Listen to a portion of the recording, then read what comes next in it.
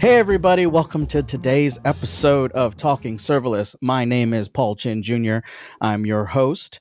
And on this show, we bring on guests who are making a big splash in the serverless world and we talk to them. It's pretty straightforward. And today I'm really excited.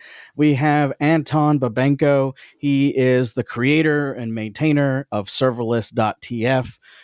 Really cool set of modules and more of like a philosophy and a full system around how to use Terraform at its best. And if you had been following some of my blog posts, I had done a whole series on doing the same service with a bunch of different IAC tools. I need to go back and update it and use Serverless.tf and add that to the growing list of options that we have in deploying IAC for serverless workloads. And with that, I'm going to go ahead and introduce Anton. Anton, thanks so much for coming on the show today. Will you kind of give us a quick intro of who you are and what you've been working on? Yeah, hi, Paul. Thanks for having me, first of all. I've been working with Terraform for, I guess, 9 years. So, yeah, pretty long time. And I've been maintaining and creating a lot of Terraform AWS modules. And then I decided that serverless is kind of a lot of fun because I've been doing software development pretty much all my life. But then I did kind of moved to DevOps, to infrastructure as code, and figure out that doing serverless with Terraform is kind of hard. So that's how I figure out that there is a need for that. And I started working on that and developed some tools around it. And currently I'm mixed between serverless, which is kind of fun, and that's what we're going to talk about. And I'm also interested in simplification in the compliance field, because I believe that going through a compliance process is too complicated and full of magic, and a lot of people think that this is something very hard and very complicated because it should be there. It should be like this. And I believe it should be significantly simpler. So I'm working on a project which is called compliance.tf, which I hope to release and to make kind of public appearance around reInvent. Oh, that's very exciting. That sounds like a little inside scoop for our listeners if they get to this before reInvent. Serverless Guru will be there, and we're excited to go to reInvent. And yeah, that sounds really cool. I guess, can you tell me more about what compliance means in this context? Like what sort of areas fall under that? Is it like policy enforcements of like the IT side, or like legal, or both, or how's that looking up? Yeah, sure.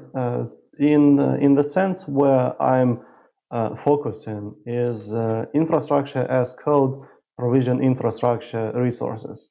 So Terraform can be written in many different ways, and many of these ways are not secure by design, are not compliant by design. So which means that you are able to create something what is not compliant. For example, you can create public buckets as a simple example.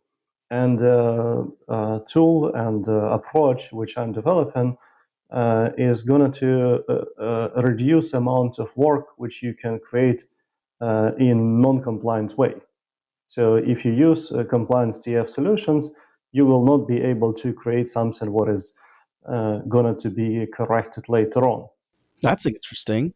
So this means that you spend less time rewriting yourself. And compliance TF provide a set of modules which are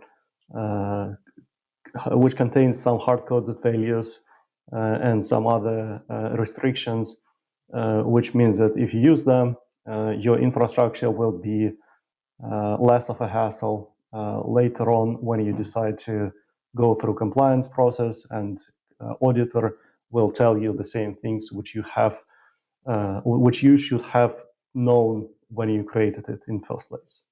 So no more allowing IAM policies that just star everything, right? Like it's gonna find all those. Yeah, And this is very tricky to figure out because Terraform itself is very flexible. You can do a lot of things in many different ways. And for some cases, you may say like, no, but I really need to have this policy as a star, for example. In many resources, we simply don't know how to work around those. So yeah, there are a lot of challenges in this field, actually. That's cool. I'm looking forward to that. Going back to serverless.tf, you said that you had done software development for a long time and then started doing more DevOpsy stuff. And I think of serverless developers as more like fuller stack because we can write the application layer and then we also write the infrastructure as code layer, which essentially becomes part of the DevOps pipeline.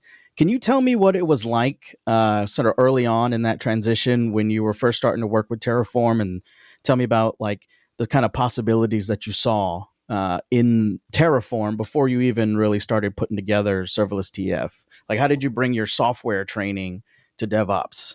Yeah, that's a very good question. And I think it's really important to understand that whatever we are doing right now is not radically new. It has existed for 20, 30, even 50 years. And what inspired me most, and I think it's something what I'm kind of glad that I knew from before, is simple software development principles. I don't remember all of them by heart right now, but the simple one which I used to enforce early on when I start working with Terraform and think about how to structure different solutions was like single responsibility principle, where you write module around as little things as possible. So normally it's around one service.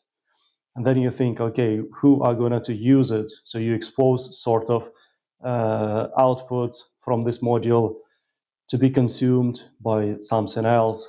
And you think about how these two modules will be used together. Overall, you can always look into software development principles and try to put them in practice when you work with Terraform. When I started thinking about what is missing for serverless, my idea was that I used Terraform for quite some time.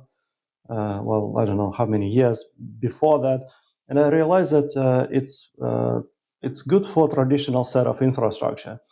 And then I was using serverless framework for maybe two to 3 years on different projects. They were not very big projects, but every time I was feeling that I'm doing something what I should not be doing in the first place.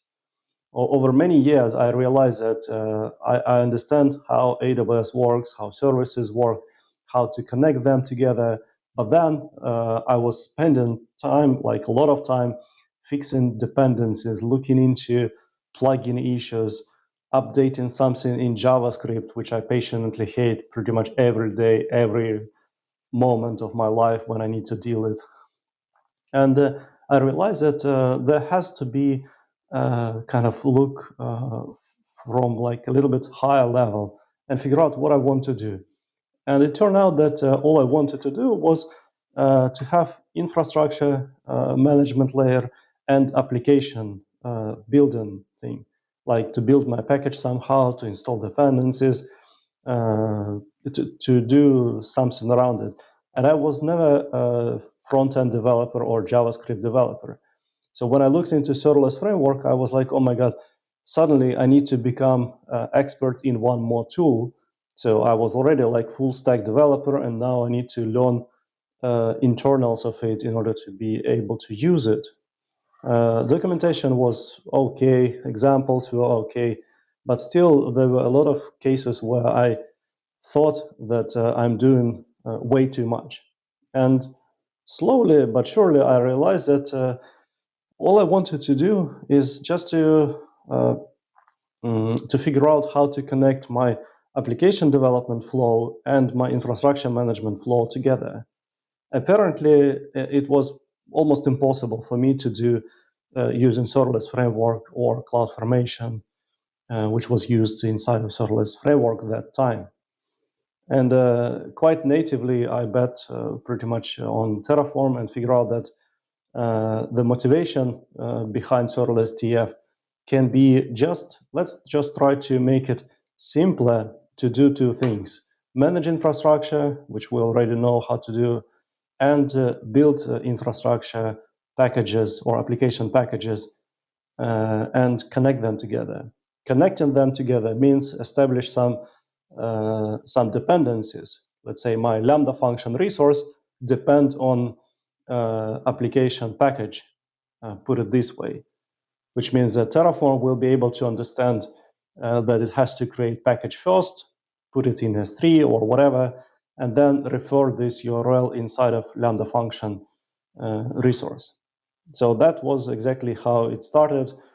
And as soon as I realized that everything what I do is a set of nodes or objects or resources with some dependencies, life became significantly simpler. And I don't look at serverless framework since then.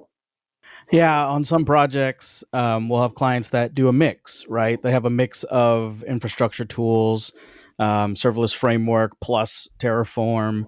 Terraform seems to be a good choice when, like you said, you have more traditional resources. You have more hard servers and VPCs and dedicated networking and things like that.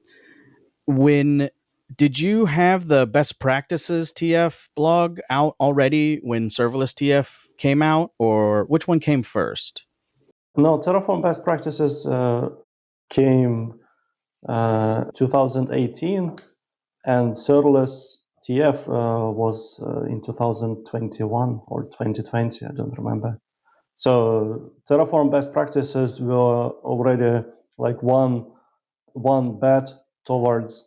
I think I know how we have to write Terraform in the way that we will be able to understand it, to manage, to group different resources together. And most of this, I can, if I read it now, most of that logic came from traditional software development patterns. As I mentioned earlier, encapsulation, separation of concerns, and many other related subjects were well known to software developers from before. Why should we introduce something like now? I can see that a lot of people who especially came from system administration, they don't follow this meticulously. They are okay to have, let's say, traditional example is when you look into Terraform repository and you ask somebody, hey, can you please add feature X to the code? If person with some experience or with some understanding will be doing this, then most likely they will spend time to learn the project, to figure out which place they need to put it so that it's going to be easily reusable, maybe make it as a module, maybe extend some module, and so on. While people who simply kind of approach this task to do it as quick as possible, they will most likely do it in a way that whatever comes first. Like they find the first file where it makes sense to add and just add it there. With Terraform, it will be technical debt, which will have to be resolved somehow later. And as we know, Terraform state is not the easiest thing to handle. So we will understand that it's going to be a pain in the ass along the way. So I think it's really important that we don't forget that serverless and Terraform share or should share the same software development principles. Yeah, one framework that I always go to for software development, especially in distributed systems, is the 12 factor app methodology from the Heroku folks. I feel like they really nailed it. They had the right levels of like complexities to put together, like how to do your dependencies, how to do your builds, how to do actual CI/CD flows, right? It's a pretty complicated process of taking source code and turning it into something that the cloud can run. And I like to think of Terraform as like a a special kind of compiler. It's going to take your directives from the developer and then compile them into a series of API calls and CloudFormation, which is more raw configuration language for the cloud, right? What were some of the bigger challenges that you had as you were developing it early on? Well, one challenge which I can clearly remember is when I uh, started, when I developed it. Well, overall, what's quite funny, the whole development of like 90% of it took 2 weeks, not more than that. Wow. Just 2 weeks with some, with some, I don't know, maybe 10 different repositories, and that's it. But before that, there were at least 2 years of struggles. So I clearly understand what did not work for me. What didn't work for me was a combination of Terraform and serverless framework because it didn't feel quite natural for me. Because serverless framework is actually CloudFormation and then Terraform, and they have different life cycle. And I have no clue where certain resources are managed. If I'm given certain project and I know that they use like a serverless framework, it will take me some time to figure out where certain IAM role has been created, like who has created it, like where I should add certain policy statement. And what was quite eye-opening moment for me at the beginning was when I start telling to people that, hey, what we have overall is just a collection of resources and dependencies between them. You should not be thinking like, oh, I'm given this serverless framework or any other framework out there, and I should be just using what's available there and like be limited in that one. I always explain to people, and I got quite interesting debates back then when I was thinking that we have an application which we think we know how to write. We know how to build this application. That's it. Let's make it as a dependency for the rest of infrastructure. And we don't need to babysit plugins of a certain serverless framework. I remember there were a lot of plugins like with thousands of lines in JavaScript for AppSync and for many other things. And I was like, wow, but that's too much for us to even think about it because it is already implemented in Terraform AWS provider. So everything what I need to do is just provide values to certain resource. And then it completely diminished the whole value of extendability, which was one of the points of serverless framework is that, oh, we can support like any resources or anything is open source and you can make your own plugins. Well, I don't want to make my plugins. All I want is just I want to write this 100 line of Python code and deploy it to Lambda, provide whatever properties I want, and that's it. So that was a significant benefit when I showed to people that instead of dealing with different tools, different programming languages, different technologies, you will have to deal with just your application logic and Terraform, which you actually don't have to look into source code of providers of Terraform itself because you are using it as a user most of the time. If there are bugs, of course there are bugs. We go to issues and we open pull requests the same way as we normally do. But a reducing amount of technologies was a pretty decent benefit for most people. Yeah, I think it's a good to point out that Serverless.tf isn't like a framework, right? It's not something that you install. It is a group of pre-made modules for Terraform that you can just include in your project, and they're set up in a way that are friendly to serverless resources. Is that correct? Like it's going, Yeah, like for example, can you tell me like how Serverless.tf creates like a Lambda with an API gateway in front of it, right? Like how would I do that? Just very simple. yeah, yeah, sure. So in a very simple way, you're absolutely right. Lambda and API gateway these are two services which we can easily visualize.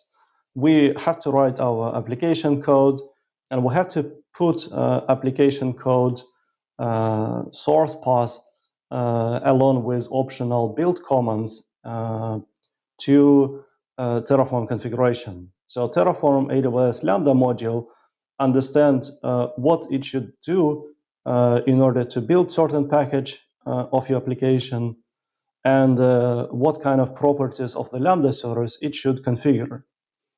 So you specify function name, you specify policy, permission, whatever you want, like in a normal way. All of this is presented as is, so there is no default values, for example. If you didn't specify it, there are no default values. And I have to say that this is very big difference between SAM, where I constantly look into documentation and I see, oh, in order to save 3 lines, we make it as a default. And I was like, oh my God, why? Like, I don't want to be, it's 10 lines less, but then I spent half hour just looking in documentation, figure out how event source mapping is configured, because, well, apparently it's, it's wrong way comparing to Terraform. But talking back to your example, that Lambda and API gateway, these are invocation of just two modules. So we invoke Lambda module and we invoke API gateway module, and we specify that properties of API gateway are inside of allowed invocation for the Lambda function. So we allow this Lambda function to be invoked by API gateway. And all of this is normal Terraform resources, like Terraform references. So when you go to build the source code and upload it to AWS, Serverless.tf, that Lambda module will take care of that process of looking at the source code, bundling it, sending it up to AWS on your behalf, on the developer's behalf. Yeah, it's one of the most important feature, I would say. The magic in Lambda module happens that you can specify the source path, what you want to build. We have shortcuts for many programming languages and for many package tools, like we support pip, poetry, npm, and yeah, probably that's it, which means we support shortcuts for them. But you can always specify full command if you want, or list of commands the way you want, which allows us to be very flexible and build the package artifact the way we want. So for example, now we don't have support for Rust cargo lambda functions, which means that we need to write commands ourselves. This is not a very large list of commands to write, but still, once we figure out how to deal with Rust, we will put this magic inside of Lambda module, and we will simply ask user, which runtime do you want? And user will say, oh, this is Rust project. Great. Then we do our set of commands in different conditions inside of module. User will always be able to override it and provide their own set of commands. But these shortcuts are very efficient when you don't want to parameterize it. For many functions which are written in one small file, it's very efficient. So you just specify, hey, this is my JS file. That's it. We understand that, okay, this is JS, and there is package JSON lane next to this file. So we'll install npm install, we'll bundle node modules as well. User don't see all of this. Very cool. User will be able to see this zip archive, and they can extract it locally, and they can see what kind of code we actually package. That's one way. If user don't want to use this package mechanism, user can always build it the way they want, upload it to S3 and just reference as a remote location.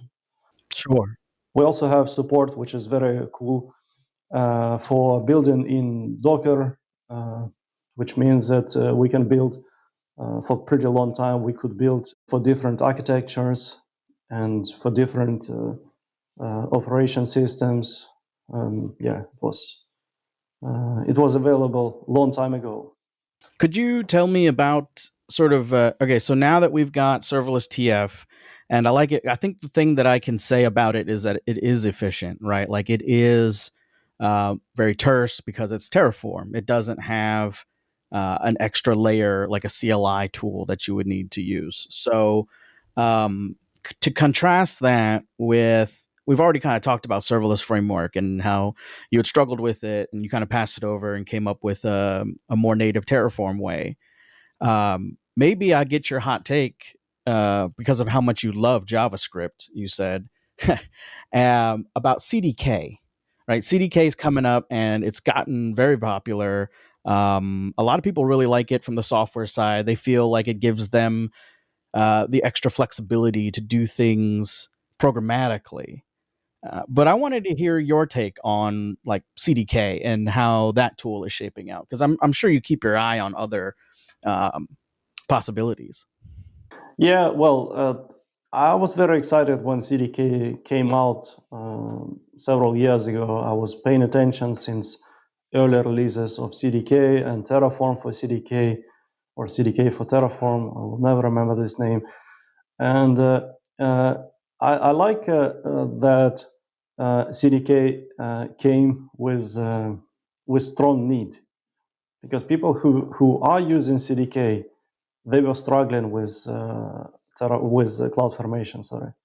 So they could not figure out like, oh my God, there should be simple way. Yes, here is simple way, use CDK. And that's why a lot of people are happy with it.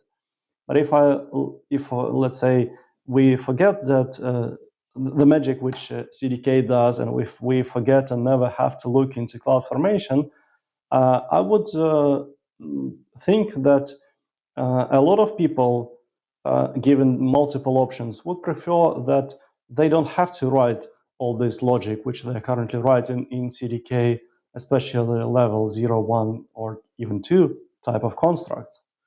All people wanted to do is to use as high level construct as possible without need to uh, look lower. Let's say level 1 is not something what people should be kind of dealing with.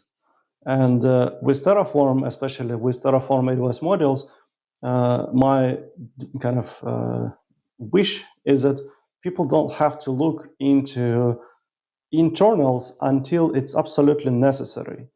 But going back to, let's say, Lambda module, in order to make Lambda function, all you need to do is just write absolutely required things, like what architecture you want, what handler you want, which file you want to deploy, and what's function name. So just 4 things you need to write.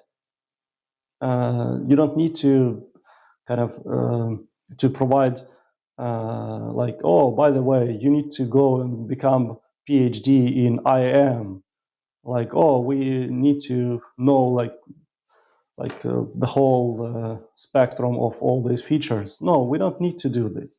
And the CDK users is sometimes I feel that they are in like they have Stockholm syndrome. And like, oh yeah, CloudFormation was bad, but CDK is not so bad. Well, guys, look, don't be kind of supportive of your past. Look a little bit like higher level. What would you like to do? And overall, CDK is not is definitely not bad project. It is this kind of project which came from the need, and the biggest need was that CloudFormation was unbearable.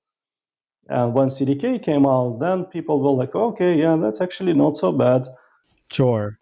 But I believe that these two tools actually can exist. And there are a lot of cases where CDK approach is quite efficient. One of this approach, which I believe is very important to understand, is that when you want to manage your infrastructure programmatically without involving humans in the first place, for example, you provision lots of different resources dynamically using different environments. Fine, you can do this in any tool. But if you have a solution, I don't know if there is level 4 in CDK, but I would really prefer people to use level 4 or I don't know, level 7 if there are. You got the point, right? Yeah. Something as high as possible, then CDK is great tool. But if you need to write like low-level components and always kind of stay on the edge and fix all these bugs yourself, well, then what's the point? You are almost on the same level as writing raw code formation and dealing with all issues in the first place. Yeah, that's a really good point. Developers can easily paint themselves into a corner with all this extra complexity. First time I saw CDK, I was really confused because I was so used to proper declarative, known state. You have maybe a couple of if statements, right? Like it's not creating classes and putting methods on classes and doing all of this extra programming that CDK tends to involve, right? And it starts to become very complex very quickly, where people are trying to use this complexity as a way to say like, oh, well, this gives us flexibility, but it's very kind of short term thinking, right? Like, how often do you really want to be updating your like custom constructs all the time? And this is really important aspect. I feel that this is all over our industry, is that we are still being honored if we say that, oh, I'm dealing with something complex, or like, look at my complex class, like, well, sorry, but I'm not impressed with the complexity which you have here, because I believe that whatever we are doing in, let's say, Terraform infrastructure as code, with very few exceptions, has been solved by many other people multiple times. And when you say like, oh, but my setup is so complicated and it should be like this, no, it should be significantly simpler unless you are operating on some enormously complicated scope or kind of complex scenarios. I think in general, engineers will say like, "Oh, this is way too complex upfront." Like they'll go to complexity first. But I wanted to ask you, as part of your workflow, on the application side, how do you use Serverless.tf while you're developing with like, do you test locally? Do you test in the cloud? Do your workflow around like serverless applications that you're writing on the application side? Yeah, on application side, I tried to use local stack some time ago. It was a little bit too much for me because, well, I don't do, let's say, functional or integration testing on like big piece of infrastructure. So for me, uh, and it's all in, let's say, in AWS. So I don't need to, uh, I don't know, to save a couple cents if I ever pay for Lambda during development. So this was not the problem. And since everything is already in Terraform, I'm totally fine to deploy it and and call it like for real. A lot of my deployments or development flows, especially when I write Python code, are set up in a way that I don't need to talk to real services. Like if I need to think about what kind of message I will receive from SNS, I will simply put this message as an input argument to my function, and I run it locally. So a lot of my code simply does not care that it will be deployed later on AWS. This means that I can go through debug and run locally up to, I don't know, 90% of completion. And then occasionally I will see some issues, mostly with me trying to figure out what IAM policies do I actually need. And then at some point I just give up and say that, okay, this is star and it's good to go. Now AWS will tell you what's actually being used, and CloudTrail can tell you that you give star, but actually you use just these actions. So later on, I can always go back and adjust it. But my normal development flow is 90% of local development. So I go through Python debugger and I watch line by line, or I can go to and normal development. Yeah. So that is again back to software development principles, right? Like that apps, like it's a real decoupling. Your Lambda function, the environment that it runs in, you don't care about the cloud infrastructure handling that request. Your logic is going to accept some argument, do something to it, and return some structured output. So as long as your fixtures contain those, it sounds like you're pretty good.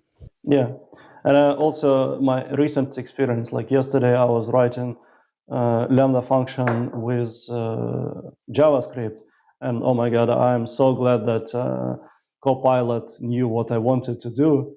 So Copilot running locally was able to write, I don't know, 20 lines of JavaScript code perfectly from first attempt, because I honestly don't even know how to run, how to debug JavaScript, and I'm kind of proud of that. That's awesome. After, I don't know, 20 years in the industry, I figure out that I don't want to learn JavaScript and course. Yeah, I feel you because I was just doing. I was reading through this book called Crafting Interpreters, and it's where you build a language interpreter from scratch. And in the book, they use Java. I had never written Java. I don't even know how to. I didn't know how to set up anything, any of the tool chains.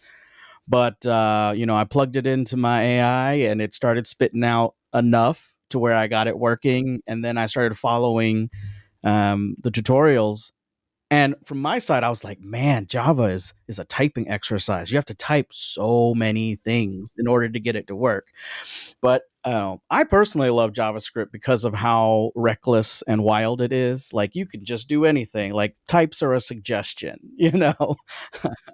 Yeah, but I can clearly see that if we, like, I think most of us are already aware about Gen AI and benefits it can give us for our development flow, which means that I don't need to emulate anything.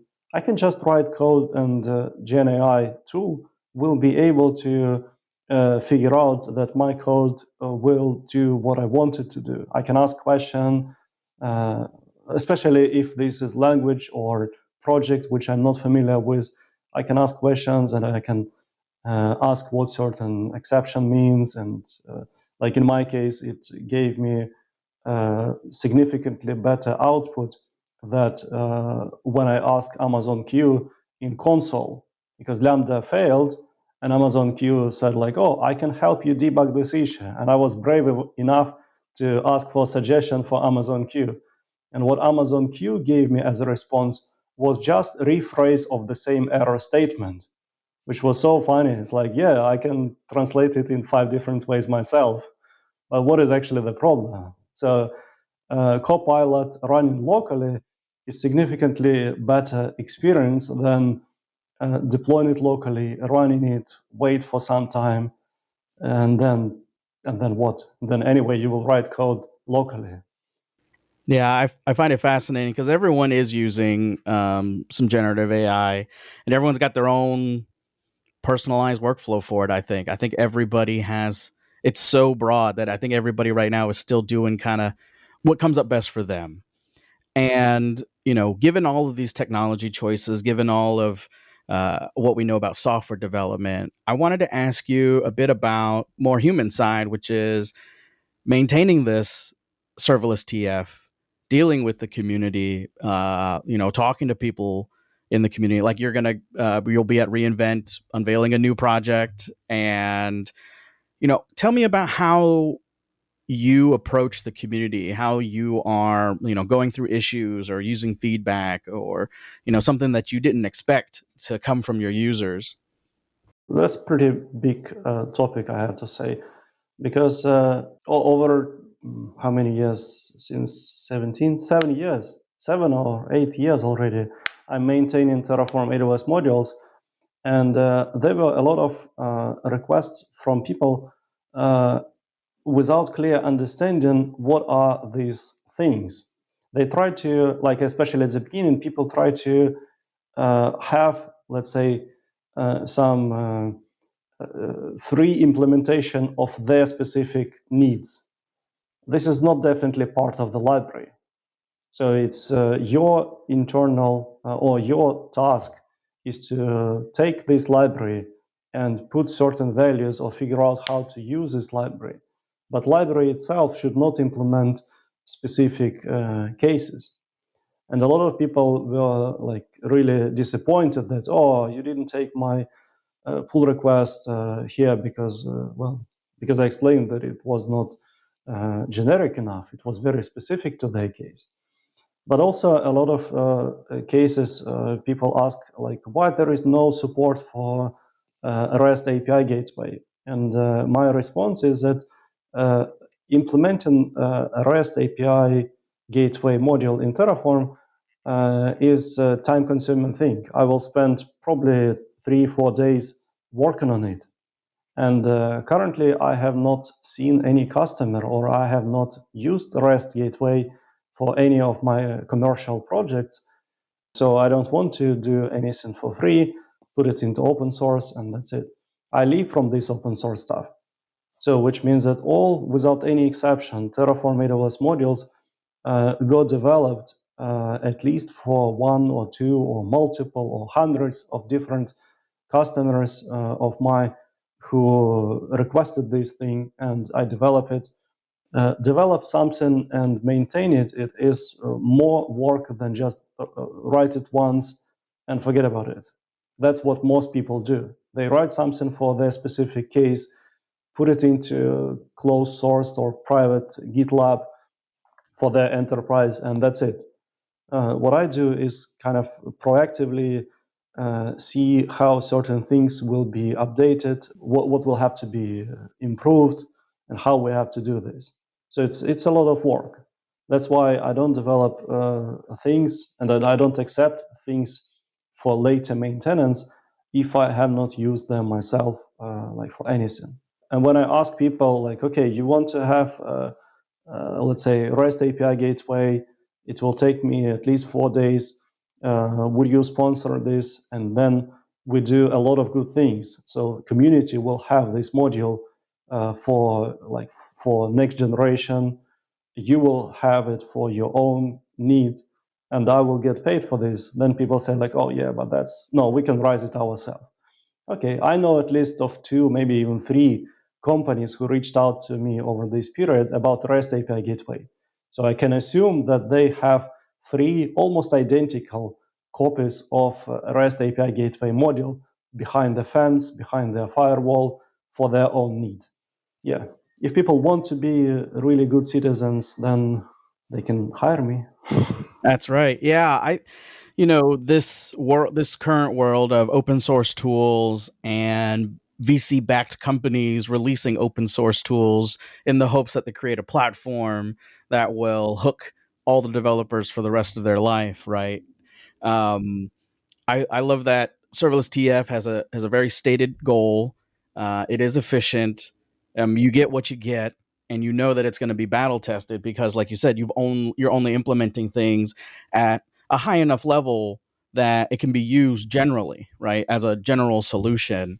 And that's really cool because, like, as you've been doing it 7-8 years, as AWS changes and grows, you have to stay on top of any of the changes that come through that, right? Like, how much time are you spending trying to figure out whether or not some new service is worth including in the module? Well, I'm spending pretty much as many hours as I can get until I burn out. When I burn out, then I relax and then I don't do anything. And the amount of issues and the amount of pull requests which people open every day is, well, maybe around 10 on good day, almost zero. This Sunday, I was so upset, like I was working, but nobody opened any issues. It's crazy. No, even people from Israel seems to be sleeping because usually they're the most active and they're like, oh, why this is not working? Yeah. The sun never sets on Serverless.tf, is what you're telling me. Yeah, and also 24 hours is funny.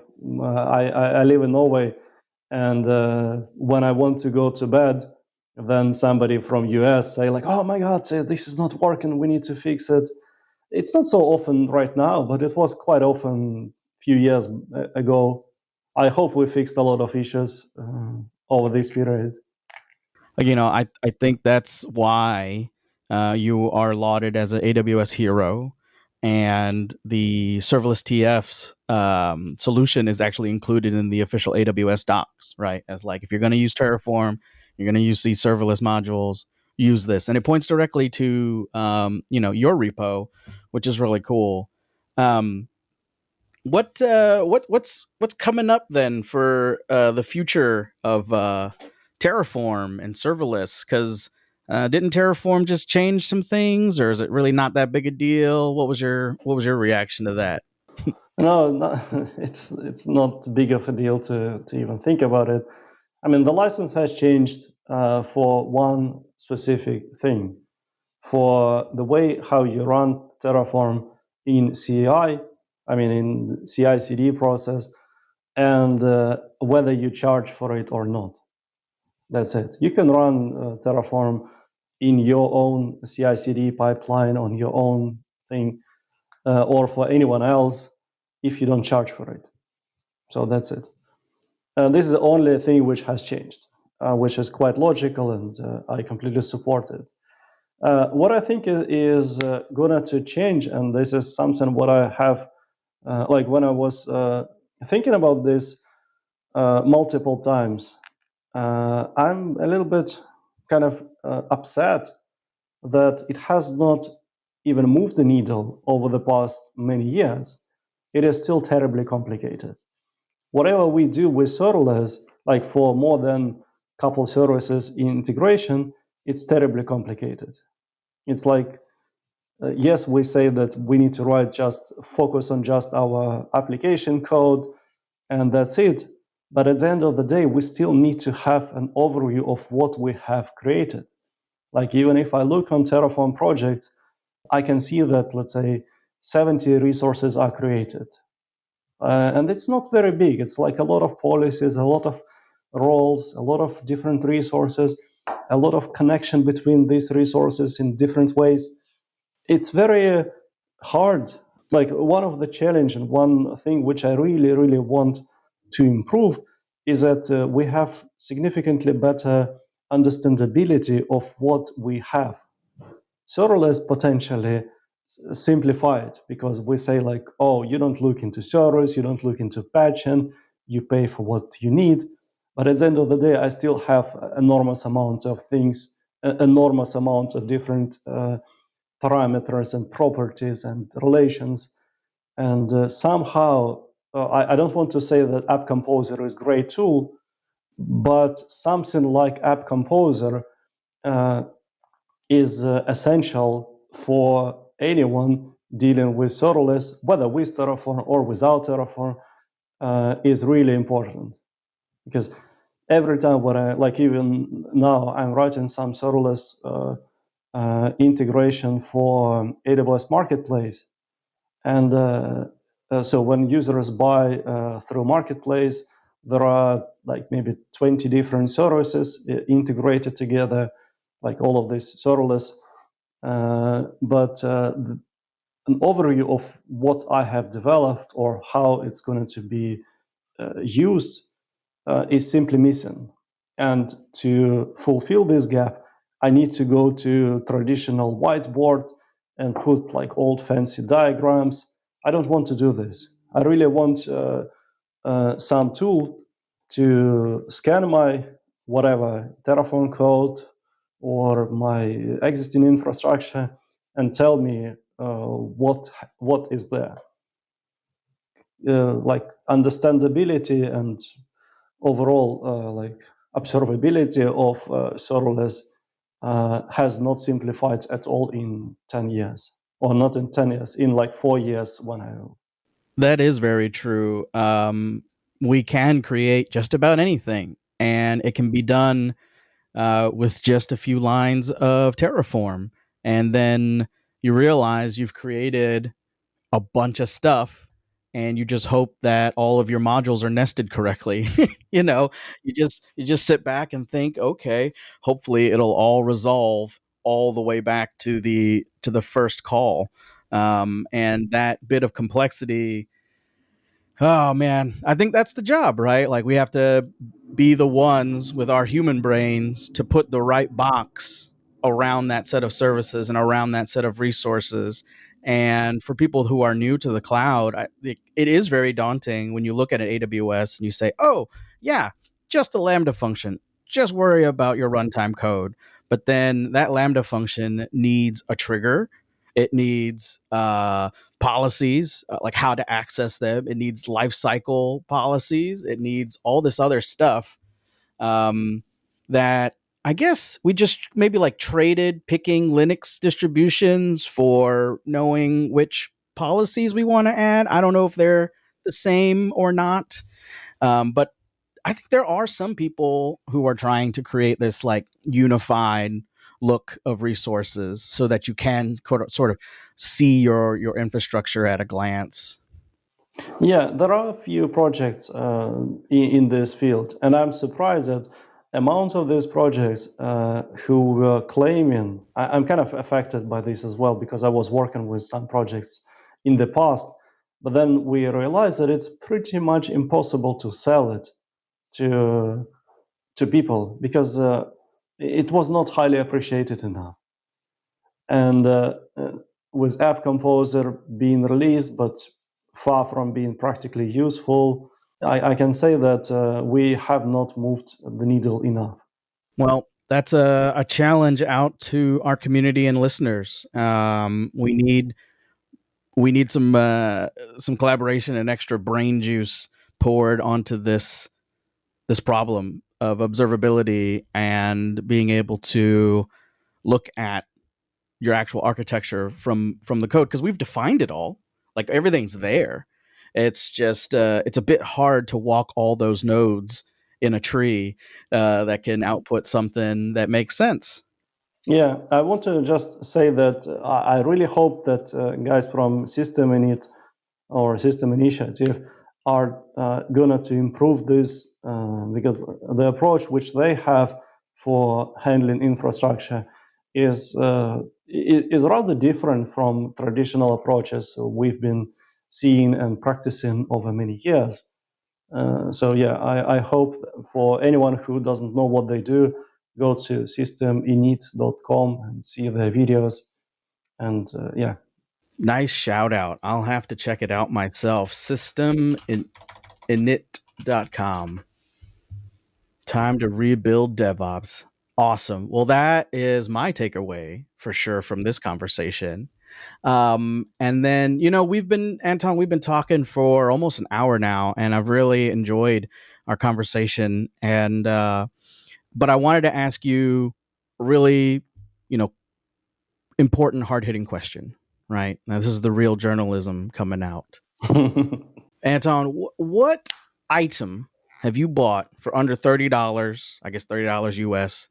Uh, have you bought that was really impactful for you that other people should know about? Just like any item for $30.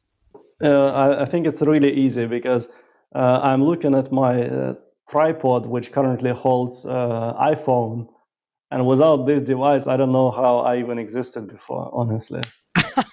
Normally, I used Logitech camera, which was very poor quality, but it was pretty cool and pretty expensive. And now I'm just using this tripod, I think $9 from Walmart. So yeah, definitely winner of your question. There you go. The thing that enables it all. Tripod from Walmart. Yeah, Walmart tripod. Well, there you have it, folks.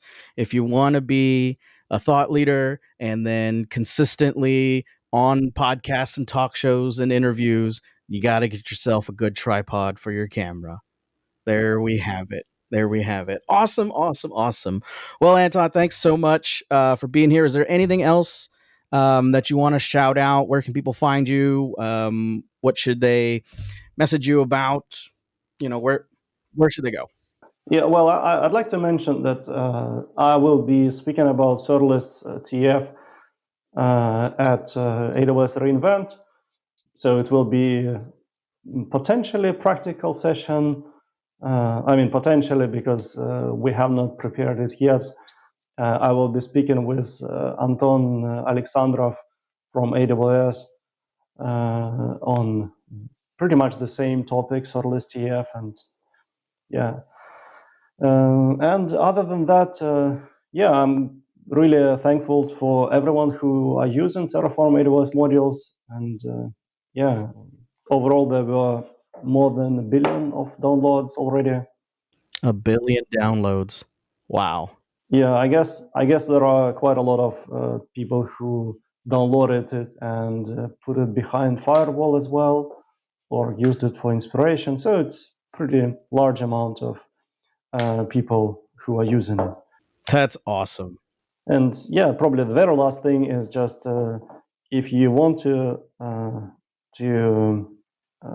learn more about Terraform, please welcome to my live streams, which I have every Friday on my YouTube channel, or connect with me on LinkedIn. It's also a possibility. Well, thanks so much, Anton. And thank you, listeners and audience, for joining us today in this conversation. Today's episode has been brought to you proudly by Serverless Guru. Serverless Guru is your guide to serverless nirvana and cloud excellence. If you are an organization who's looking to expand into serverless or really understand AWS on a deeper level, give us a shout, serverlessguru.com. And with that, be sure to hit the like and subscribe and leave a comment. Give us suggestions for who should we have on the show next. Definitely reach out to me on LinkedIn or on Twitter, Paul Chin Jr. And with that, thanks a lot, everybody. Have a great day.